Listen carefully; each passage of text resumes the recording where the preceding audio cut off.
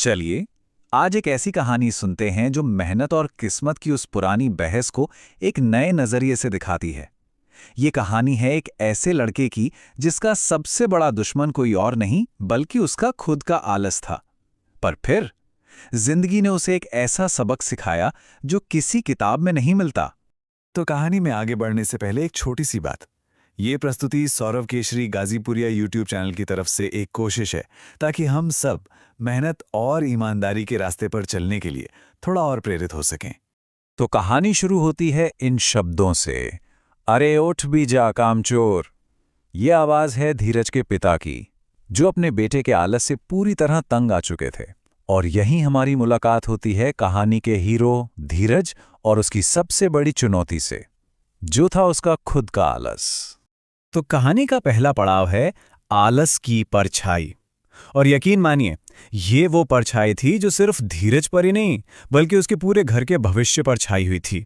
आप सोचिए, एक ही घर में दो अलग अलग दुनियाएं चल रही थीं। एक तरफ था धीरज, जो दिन भर बस सोता रहता था, किसी काम को हाथ नहीं लगाता था। और दूसरी तरफ थे उसके बूढ़े कमजोर पिता, जो इस उम्र में भी दूसरों के खेतों में पसीना बहाकर घर का खर्चा चला रहे थे। ये बोझ उन्हें हर दिन अंदर से तोड़ रहा था। लेकिन कहते हैं ना, जिंदगी हमेशा एक जैसी नहीं रहती। बहुत जल्द धीरज के दरवाजे पर हकीकत ने एक ऐसी कठोर दस्तक दी जो उसे गहरी नींद से जगाने वाली थी और सब कुछ बदलने वाली थी। और फिर एक सुबह सब कुछ बदल गया।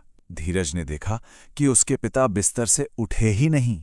रोज की डांट की जगह जब कानों में पिता की कमजोर आवाज पड़ी तो धीरज को पहली बार लगा कि अरे, ये तो मजाक नहीं है, बात बहुत गंभीर है। उसके मुंह से बस इतना ही निकल सका, पिताजी, आपकी तबीयत ज्यादा खराब है क्या? जब डॉक्टर ने जांच की तो एक ऐसी बात पता चली जिसने सबके होश उड़ा दिए। किडनी में इन्फेक्शन। ये एक बहुत सीरियस बीमारी थी, जिसका मतलब था कि तुरंत ऑपरेशन करना पड़ेगा, नहीं तो पिता की जान भी जा सकती थी। और ऑपरेशन का खर्चा पूरे 60,000 रुपए। जरा सोचिए, एक ऐसे लड़के के लिए जिसने जिंदगी में 1 रुपया तक नहीं कमाया हो, उसके लिए ये रकम किसी पहाड़ जैसी थी। अचानक आलस में बिताया हर एक दिन, हर एक पल उसे उसकी कीमत दिखा रहा था। और बस उसी पल धीरज को जैसे करंट लगा। उसे पहली बार ये एहसास हुआ कि आज उनकी ये हालत सिर्फ मेरी वजह से है।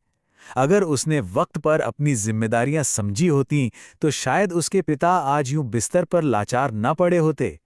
ये पछतावा उसे अंदर तक खाए जा रहा था। अब धीरज को पैसे तो चाहिए थे, पर जब वो मदद मांगने निकला तो उसका बीता हुआ कल, उसका अतीत एकदम शीशे की तरह उसके सामने आ खड़ा हुआ। वो सबसे पहले बड़ी उम्मीद लेकर गांव के मुखिया के पास गया, लेकिन वहां मदद तो दूर, उसका मजाक उड़ाया गया। मुखिया ने हंसते हुए कहा, मेहनत, और वो भी तू। मतलब उसकी कामचोर वाली इमेज इतनी पक्की हो चुकी थी कि कोई उसकी बात पर यकीन करने तक को तैयार नहीं था। इसके बाद वो गांव के सबसे अमीर सेठ के पास पहुंचा, लेकिन वहां तो और भी ज्यादा चुभने वाले शब्द सुनने को मिले। हर दरवाजा उसके मुंह पर बंद हो रहा था, और ये सब उसे दिखा रहा था कि कैसे उसकी आदतों ने लोगों का भरोसा उससे पूरी तरह छीन लिया था। अब आप सोचिए, हर दरवाजा बंद, धीरज पूरी तरह टूट चुका था। पेड़ के नीचे बैठकर बस अपनी किस्मत को कोस रहा था। और तभी कहानी में एक नया मोड़ आता है, एक आशा की पोटली के रूप में। तभी वहां एक ज्ञानी ब्राह्मण आते हैं। वो धीरज को रोता हुआ देखते हैं और उसे एक छोटी सी पोटली देते हैं। वो कहते हैं कि इसमें जादुई भस्म है, एक ऐसी भस्म जो किसी भी इंसान के आलस को खत्म करके उसे जबरदस्त ताकत दे सकती है। ब्राह्मण ने उसे जो बताया वो बहुत ही सिंपल था। बोले, इस भस्म को हमेशा अपने पास रखना, तुम्हारा आलस गायब हो जाएगा और देखना, पैसे कमाने का रास्ता अपने आप खुल जाएगा। और उन्होंने उसे एक शुरुआत भी दी कि जंगल जाओ और लकड़ियां इकट्ठा करो। और बस उस जादुई भस्म पर यकीन करके धीरज के अंदर जैसे एक परिश्रम की आग सी जल गई। उसे लगा कि अब उसके पास जादुई शक्ति है और वो अपनी जिंदगी में पहली बार जी जान से काम करने में जुट गया। और इसका नतीजा, सच कहूं तो हैरान करने वाला था। उस भस्म पर भरोसा करके धीरज ने न दिन देखा न रात, लकड़ियां काटी, फल तोड़े, बाजार में जाकर बेचे। और पता है क्या, सिर्फ एक हफ्ते में उसने 50,000 रुपए जमा कर लिए। मतलब जादू तो जैसे सच में काम कर रहा था। अब सिर्फ 10,000 रुपए और चाहिए थे।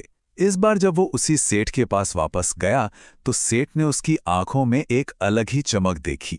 उसने मदद के लिए हाँ तो कह दी, लेकिन एक बहुत बड़ी शर्त रख दी, और ये शर्त धीरज की बदली हुई जिंदगी का सबसे बड़ा इम्तिहान थी। और धीरज इस इम्तिहान में भी पास हो गया।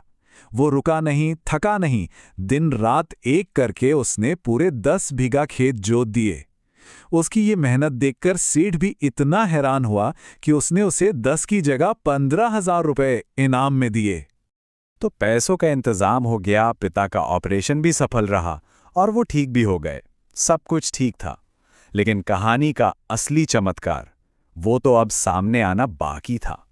कुछ समय बाद जब धीरज जंगल में काम कर रहा था तो उसे वही ब्राह्मण फिर से मिले, और तब उन्होंने उसे जिंदगी का सबसे बड़ा सबक सिखाया। उन्होंने कहा, बेटा, वो भस्म जादुई नहीं थी, वो तो बस चूल्हे की राख थी।